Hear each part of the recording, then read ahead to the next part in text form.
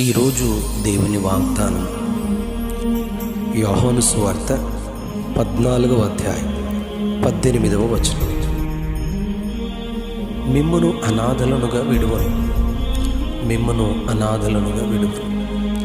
మీ వద్దకు వత్తును. కొంతకాలమైన తరువాత లోకము నన్ను మరి ఎన్నడూ చూడదు, అయితే మీరు నన్ను చూతురు. నేను జీవించుచున్నాను కనుక మీరు జీవింతురు. ఈ మాట ప్రభు అయిన యేసుక్రీస్తు ఈ లోకంలో 33.5 సంవత్సరాలు ఆయన జీవించినప్పుడు తాను అప్పగింపబడి మానవాళి కొరకు రక్తము చిందించి శ్రమ నుండి శిలువ మరణము పొందుటకు ముందు తాను ప్రేమించిన శిష్యులలో వారితో ఈ మాటలు తెలియజేశారు.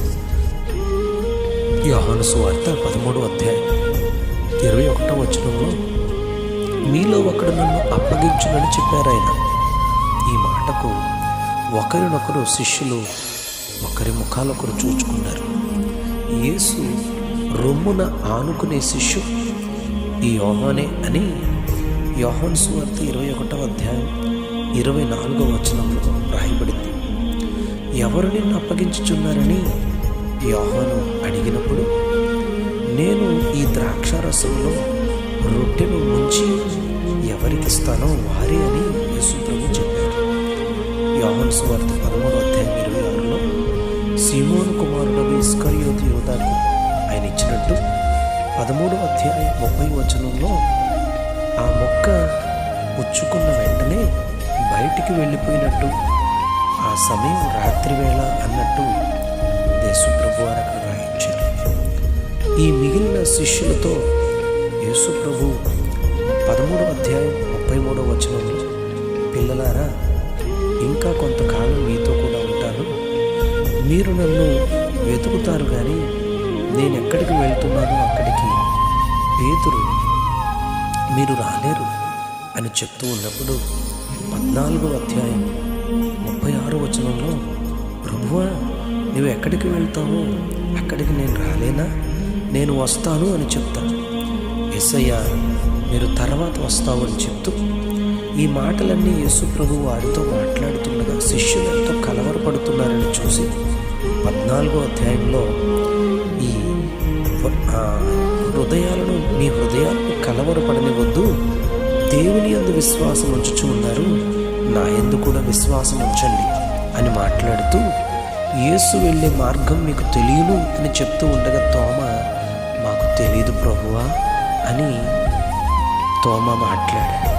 14వ అధ్యాయం 6వ వచనంలో యేసు ప్రభు చెప్తున్నాడు, నేనే మార్గాన్ని సత్యమును జీవమును, నా ద్వారా తప్ప ఎవడును తండ్రి యొద్దకు రాలేడని చెప్పి మిమ్మును అనాథలనుగా విడువను. 14వ అధ్యాయం 16వ వచనంలో మీ వద్ద ఎల్లప్పుడూ ఉండుటకై ఆయన వేరొక ఆదరణకర్తను అనగా సత్య స్వరూపియగు ఆత్మను మీకు అనుగ్రహిస్తారని యేసు ప్రభు వారు చెప్పారు. యోహాను సువార్త 16వ అధ్యాయం 4వ వచనంలో, నేను మీతో కూడా ఉన్నాను కనుక మొదటనే వీటన్నిటినీ మీతో చెప్పలేదు, నన్ను పంపిన వాని యొద్దకు నేను వెళ్తున్నాను. ఈ మాటలు మీతో చెప్పినందుకు దుఃఖముతో మీ హృదయం నిండిపోయింది, కానీ నేను వెళ్ళిపోవడం వలన మీకెంతో ప్రయోజనం. నేను వెళ్ళని ఎడల ఆదరణకర్త మీ యొద్దకు రాడు, నేను వెళ్ళిన ఎడల ఆయనను మీ యొద్దకు పంపిస్తానని చెప్పి ప్రియమైన పరిశుద్ధాత్మ దేవుని ఆయన కొరకు వాగ్దానం చేసి యేసు ప్రభు వారు చెప్పారు. యోహాను సువార్త 20వ అధ్యాయం 21వ వచనంలో, యేసు మరలా మీకు సమాధానం కలుగునుగాక, తండ్రి నన్ను పంపిన ప్రకారం నేనును మిమ్మల్ని పంపుచున్నానని వారితో చెప్పి వారి మీద ఊది పరిశుద్ధాత్మను పొందండి అని చెప్పారు.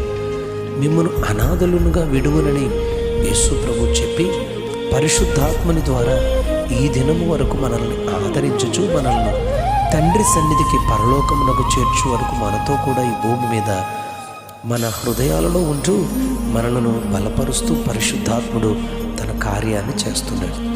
ఆయన ఆదరణ నిరంతరం మనం అనుభవిస్తూ అనాథలునుగా మిమ్మల్ని విడవనని చెప్పిన వాగ్దానాన్ని మనం పట్టుకుని ప్రభు కొరకు భూమి మీద సాగుదాం. ఆదరణకర్త మనలను అనాథలునుగా విడవక మనల్ని ప్రేమించి ఆయన రాజ్యంలో పరలోకం చేరు వరకు మనల్ని ఆయన బలపరుస్తారు. అట్టి కృప పరిశుద్ధాత్మ దేవుడు ఆదరణకర్తగా అనుగ్రహించబడిన ప్రియమైన పరిశుద్ధాత్మ దేవుడు మనందరి జీవితాల్లో ఆయనే దయచేయనుగాక. ఆమేన్.